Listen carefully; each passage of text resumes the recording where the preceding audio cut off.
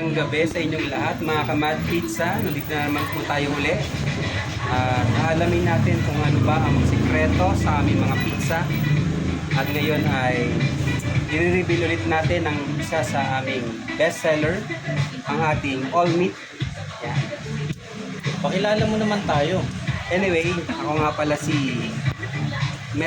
dahil nga mad kami, ako si Mark at si Albert ay umuwi na at ito naman si Don. Kaya MAD. Hello mga ka-Pizza Madness. Yan. So welcome to Mad Pizza Show.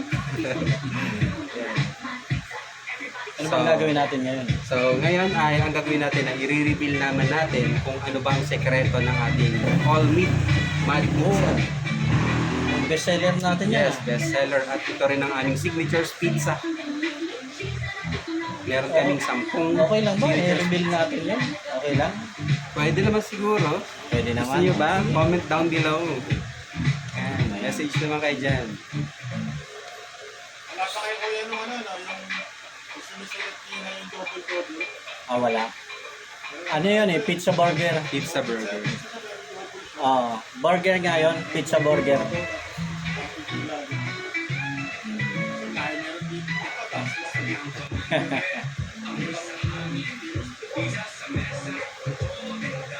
So ayun mga ka-Pizza Madness, ang i-reveal daw natin ngayon ay all meat.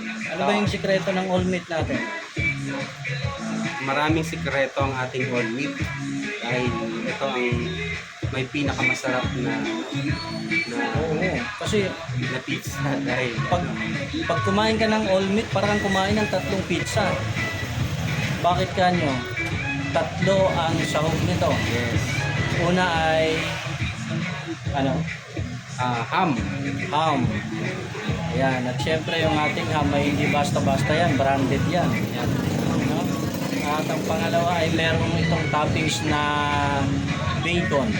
Bacon. Yan. Yes. At yung bacon natin, hindi rin basta-basta, High branded quality din bacon. yan. Yes. No? At ano yung pangatlo? At ang pangatlo ay ang beef. Beef. Ayan. So, 3 ang sahog ng ating, ang toppings ng ating all meat. Kaya siya tinawag na all meat kasi beef, bacon, and ham. At syempre nandyan yung ating sikat na hindi ito vlogging ha. Ito yung Arla na mozzarella cheese. Baka naman Arla. Baka naman Arla. Gamit na gamit ka namin. Oo. Ayun, at pagkatapos syempre, pagkalagyan natin ng Arla, tatapingan natin yan ng quick melt. Yes. Yung quick melt Of cheese course, ng gumagamit ulit kami ng 4 cheese. Tulad yan. ng pinag-usapan natin kahapon.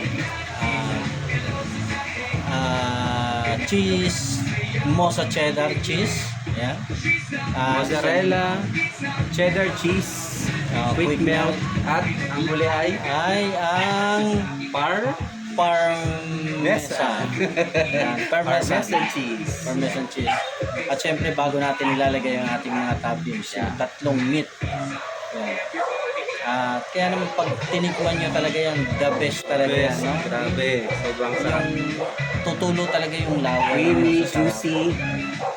Kasi kumukulo-kulo pa yung cheese niya bago namin ihain. Pero syempre mamimili kayo ng gusto nyong klase ng pagkakaluto. Yeah.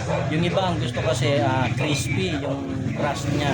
First ng Yung iba naman ang gusto niya is yung fluffy, yung crust, yung pag dinampot mo nakaganon yung dulo. Yan.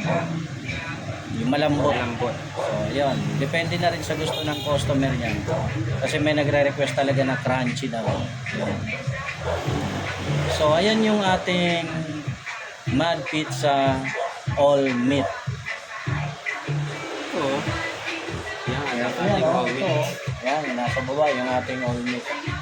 Siyempre may 2 size ang aming Oo. all meat pizza. O lahat ng pizza namin. Meron kaming 10 inches at meron din kaming 12 inches. Yan. Kaya kung gusto nyo matikman, mga ka-Pizza Madness, mag-PM lang kayo dun sa Facebook page namin, Mad Pizza. Lalagay namin dyan sa baba ng comment. O kaya Section. naman, sa personal Facebook page, Don Ganado, personal Facebook page. Mark Anthony Dominguez. Yes. So, yun lang mga ka-Pizza Madness at maraming salamat sa inyong pagsubaybay. Yes. Bukas, panibagong Revelation na naman ito. revelation na naman. Oh, yan, nakaka-excite. Grabe, oh. Ano ba Nakatatlo na tayo. reveal natin bukas? Siguro bukas i-reveal natin yung Supreme. Yung Supreme, maraming toppings siya. Para din siyang Hawaiian pero may kakaiba siya. Exciting yung ating Mad Supreme. So yun lang mga ka-Pizza Madness, maraming salamat sa inyo lahat and thank you for watching. Bye bye!